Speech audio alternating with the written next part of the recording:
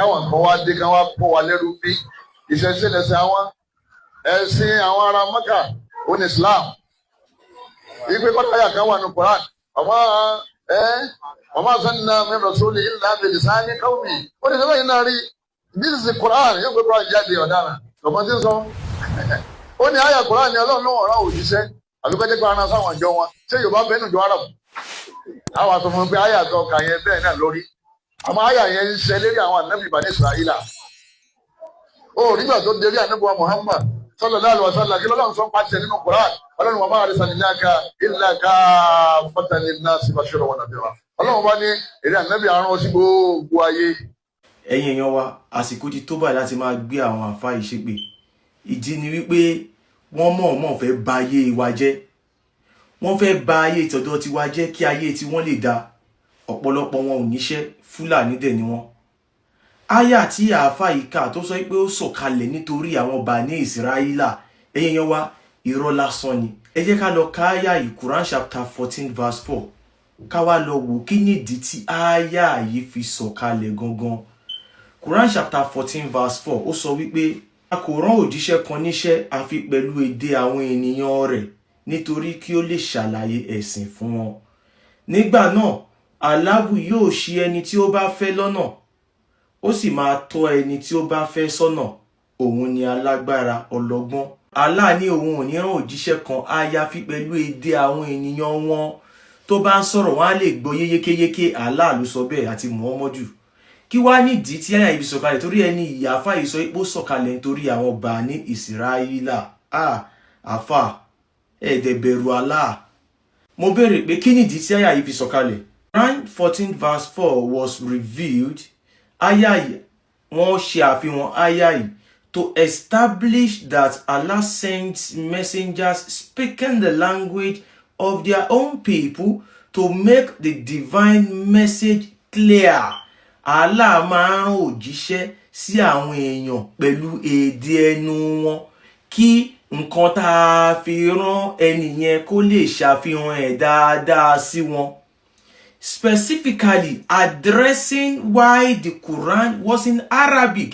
Eléyìí jẹ́ kó yé wa ìdí tí Kùránì tó fi jẹ́ èdè Lárúbáwá.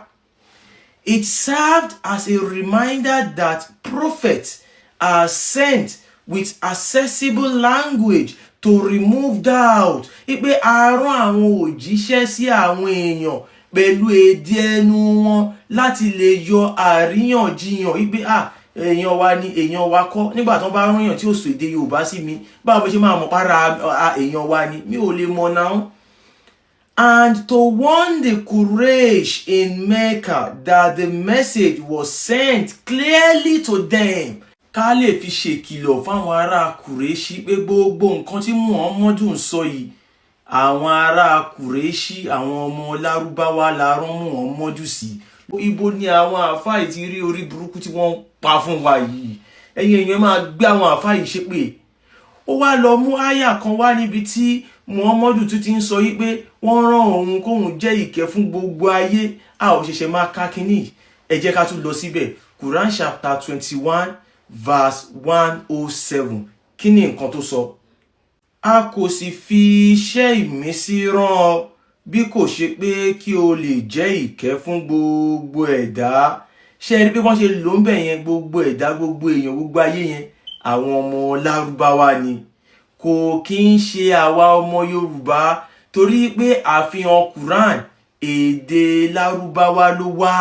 Àwọn ọmọ Lárúbáwá ni Muhammadu ń bá sọ̀rọ̀ èdè Lárúbáwá ló sọ. Kí wá nídìí tí àyà yìí fi sọ̀kalẹ̀? Àyà yìí sọ̀kalẹ̀ nítorí pé àwọn èèyàn ti rí pé Muhammadu ó ń ba ayé wọn jẹ́. Ó ń kọ ẹ̀yìn ẹbí, ó ń kọ síra wọn, ó ń kọ ẹ̀yìn ìyá sí ọmọ, ó ń kọ ẹ̀yìn bàbá sí ọmọ, ó ń kọ ẹ̀yìn ìyàwó sí ọkọ, ó ń da ìlú rú. Ìgbà tí gbogbo ìlú wa ń pariwo pé olórí burúkú ni Muhammadu yìí ó máa ń ba ayé wa jẹ́ ni. Muhammadu wá ní ẹ dúró. Allah sọ pé kí n sọ fún yín pé wọ́n rán mi kí n jẹ́ ìkẹ́ fún gbogbo ayé tó sọ ń bẹ̀ àwọn ará Mẹ́kà ni. Ẹ̀yin èèyàn wa wọn ò rán Muhammadu sí wa. Irọ́ lásán ni àwọn àfáà yìí pa.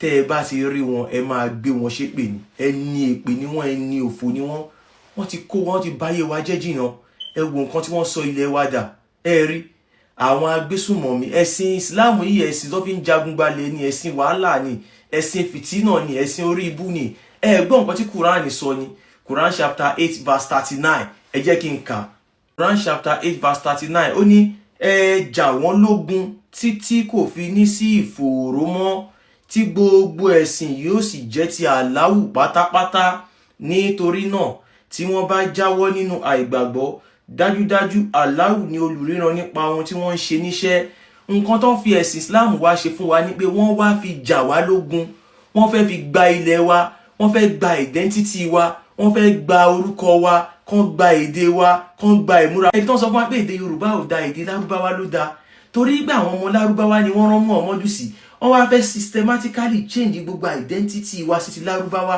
á lè rọrùn fáwọn ọmọ Lárúbáwá láti wá gbalẹ̀ wa ẹ̀sìn Islam òfò àti àdánù ni wọ́n gbé wá láti wá fi báyé wa jẹ́ ni ṣé wá rí gbogbo àwọn àfáà yìí pátá wọ́n ṣe wà yẹn ẹni òfò ẹni ègbé ẹni ẹ̀kọ́ ni wọ́n torí pé olórí burúkú ni wọ́n wá láti wá báyé wa jẹ́ ni àwọn gangan ni Sátánì àwọn gangan ni àṣàìtàn tí wọ́n rán láti ilẹ̀ Lárúbáwá pé kí wọ́n wá báyé wa jẹ́ wọn ò kí ń ṣe ọmọ Yorùbá o ọmọ Oòduà ẹ jí ẹ má sùn kò sí iná kankan bí kankan kò sálùjọ náà kankan bí kankan gbogbo nǹkan tó wà ní Quran pátá látòkè délẹ̀ Muhammadu ni ó dẹ̀ sọ̀kalẹ̀ nítorí nǹkan tó ṣẹlẹ̀ nílẹ̀ Lárúbáwá ẹ bí àwọn àfáà yìí pé áyàwó gan ló sọ̀kalẹ̀ nítorí ìṣẹ̀lẹ̀ tó ṣẹlẹ̀ ní ilẹ̀ Yorùbá kò sí kọ́mjáde ní Quran kò sí ṣe rí Quran láti òkè délẹ̀ òfútù fẹ́ tẹ̀yìn irọ́ lásán ni àṣà tí ó nìkan bó ṣe wà yìí ọ̀rọ̀ ẹnu Muhammadu ni Quran kan náà sọ ó ní the Quran is a recitation of the prophet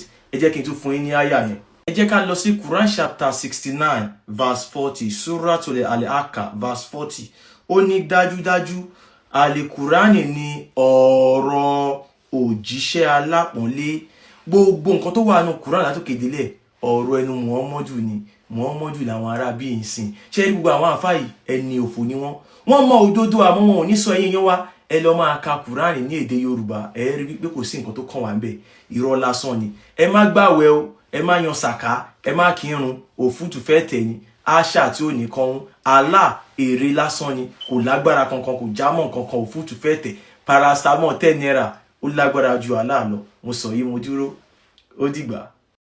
This is Oòduà TV Watch. Don't forget to subscribe, comment your opinion, like, comment and share so that other people can get access to what you enjoy on our channel. Thank you.